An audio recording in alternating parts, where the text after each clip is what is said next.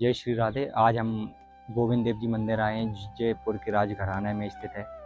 इस मंदिर का निर्माण 1560 साल पहले राजा जय सिंह और उनके पूर्वजों द्वारा करवाया गया था। माना जाता है श्री कृष्ण के जो पुत्र थे, श्री कृष्ण के पुत्र मतलब जो परपोते थे, उन्होंने अपनी दादी से पूछा कि श्री कृष्ण भगवान कैसे दिखते थे। तब उनके स्वरूप में, सपने में या उनके मस्तिष्क में जो चित्र बना, उसके द्वारा इस मंदिर की मूर्ति का निर्माण हुआ। हमारे देश में मुगलों ने बहुत अत्याचार किया। अत्याचार तो किया था ही, जो आम लोग हों, क्योंकि उस टाइम जो राजा रहते थे वो मुगलों से मिल जाते थे, तो उनका राजघराना तो बच जाता था। लेकिन जो आम प्रजा रहती थी वो मुगलों के चुंगलों से, उनके जो अन्न उगाते थे, जो भी अन्नदान करते थे, जैसे आज के टाइम पे हम हफ्ता वसूली करते थे, उस टाइम पे मुगल करते थे। और मेन बात हमारी जो धार्मिक आस्थाएं रहती थी, जैसे ग्रंथ हो गए, शिक्षा पद्धति, स्कूल, गुरुकुल या प्राचीन मंदिर, व्यवहार, संस्कृति और मंदिरों को बहुत तोड़ फोड़ किया। हमारे जो इतने भी प्राचीन मंदिर हैं, बादशाह अकबर के जमाने से अभी तक, वो या तो आपको खंडित मिलेंगे या उनका जीर्णोद्धार वापस कराया गया है।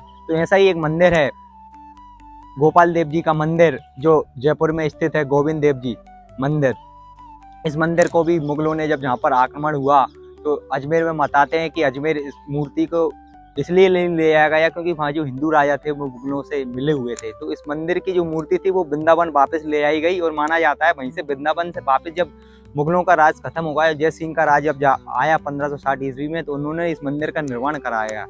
मंदिर का निर्माण कराया तो बैलगाड़ी से ही वृंदावन से जहाँ पर वो मूर्ति लाए गए। इसके बाद फिर वापस मुगलों का आक्रमण हुआ, फिर वापस उन्होंने मंदिर को तोड़ा, और 1761 ईस्वी में जब अंग्रेजों का शासन आया तो राजा मान सिंह या उनके पूर्वजों ने इस मंदिर का फिर जीर्णोद्धार कराया। और इस मंदिर का आज जो भव्य स्वरूप देख रहे हैं आप, जहाँ पे आओगे तो एक अलग ही अंदर से अद्वितीय लगेगी। मैं इतने मंदिर घूम चुका हूँ। या तो मंदिर में हम देखते हैं चकाचौंध रहती है, जब पैसा इतना खर्च कर देते हैं कि वहाँ पर बहुत कुछ चकाचौंध आपको देखने को मिलेगी, लेकिन आप जहाँ पर आओगे महसूस करोगे। जहाँ सत्संग होता है, सुबह सुबह आप आओगे तो ऐसा सत्संग, मैं इतने मंदिर घूम चुका हूँ, इसलिए इसको मिनी वृंदावन कहते हैं। आपको ये सत्संग कहीं मंदिरों में नहीं मिलेगा, भना वो प्राचीन मंदिर हो जिनकी आस्थाएं बहुत भरपूर हों, लेकिन जो आपको जहाँ पे एक जाते हैं ना पॉजिटिव वाइब, कहीं घुसते हैं तो मन एक अलौकिक आकृति, मतलब मन के अंदर एक अलौकिक आकृति जागृत होती है। आप जहाँ आओगे तो वह महसूस करोगे इस मंदिर की क्या दिव्य प्रतिमा है। देश नहीं बाकी विदेश से भी भक्तगण, श्रद्धालुगण भक्ति के दर्शन करने यानी हमारे कृष्ण भगवान की छवि निहालने आते हैं।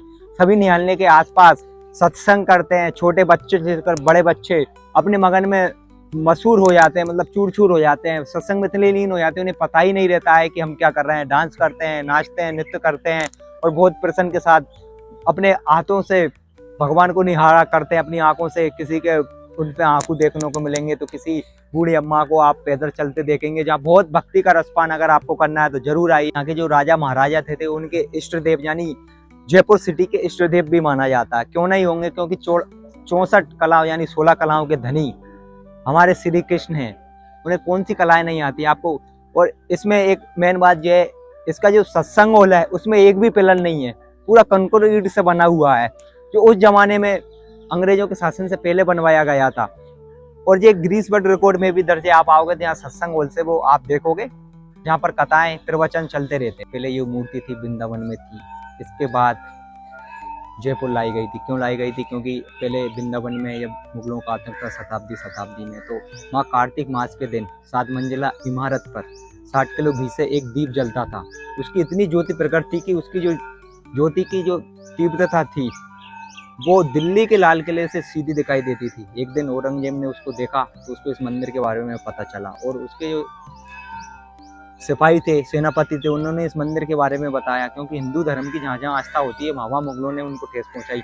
इसके बाद उस 3 मंजिला इमारत को तोड़ दिया। आज भी आप वृंदावन में अगर दर्शन करने जाओगे तो गोविंद देव जी की जो 7 मंजिला जो इमारत थी वो 3 मंजिला टूटी हुई। जो गोविंद देव जी मंदिर है उसकी एक और कहानी प्रचलित है। माना जाता है एक अंग्रेज जब भारत घूमने के लिए आया तो उसे पता चला गोविंद देव जी इस मंदिर के बारे में। इतनी अटूट विश्वास श्रद्धा थी भक्तों की, जो पहले से ही जन सैलाब वहाँ पर उमड़ता था। तो उसके एक वो घड़ी लाया साथ में, तो उसमें सेल नहीं था। उसने पंडित जी से कहा अगर ये घड़ी मेरी चालू हो गई मंदिर में रखने से या मूर्ति पे पहनाने से तो मैं मान लूँगा भगवान है, और आप जो विश्वास रखते हो भगवान पे वो अटूट है।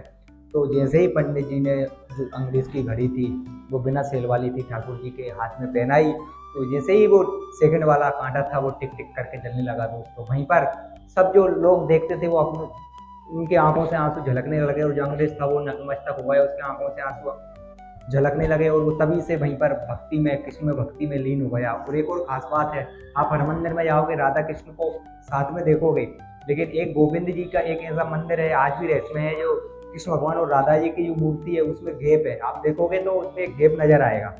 और आप झांकी तो एक भक्ति अलौकिक है। आप आइए दर्शन करने, जयपुर आ रहे हैं तो इसमें मेन बात जो है, आप सुबह 9 बजे तक, 7 बजे से 9 बजे तक आएंगे तो अलौकिक दर्शन आपको मिलेंगे। भक्ति में भक्त झूमते हैं। और शाम को आप आइए 6 बजे के बाद तो एक आपको अलग ही मंदिर लगेंगे। आजकल हम मंदिर देखते हैं दोस्तों, मंदिर तो इतने वीआईपी बना देते हैं, जैसे वीआईपी दर्शन हो गया, वीआईपी दर्शन के बाद वीआईपी महल हो गया रहने के लिए, और बहुत चकाचौंध मंदिर बनाते हैं। लेकिन यहाँ पे ऐसी कोई व्यवस्था नहीं है वीआईपी वाले।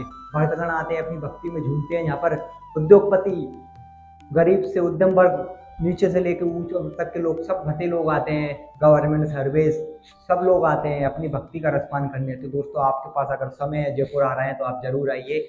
जय श्री राम, राधे राधे।